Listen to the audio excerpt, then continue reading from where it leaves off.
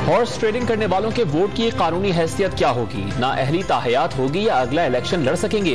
हुकूमत ने मुनहरिफ अरकान कौमी असम्बली के खिलाफ कार्रवाई के लिए अदालती रहनुमाई लेने का फैसला कर लिया। शेख रशीद ने समाअत की सूरत में तहरीक अदम एतमाद पर वोटिंग में ताखीर का इम्कान जाहिर कर दिया। मुनहरिफ अरकान से वापसी की अपील। सिंध में गवर्नर राज लगाने का फैसला न हो सका।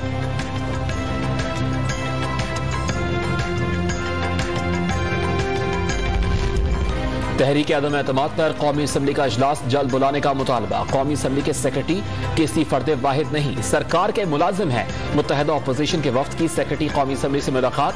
सेक्रेटरी को तशवीश से आगाह किया। अरकान को इजलास के नोटिस न भिजवाने पर तशवीश का इजहार।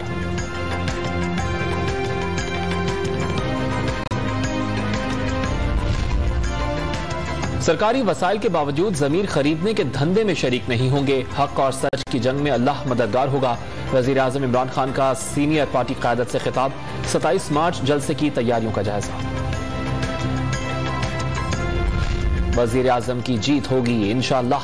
रुकने कौमी असम्बली तालिब नकई का वजीर आजम से मुलाकात के बाद साथ निभाने का ऐलान।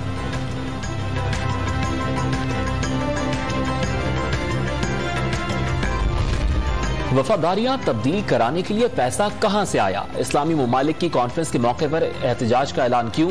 वफाकी वजीर मवासलात के अपोजिशन से सवालात।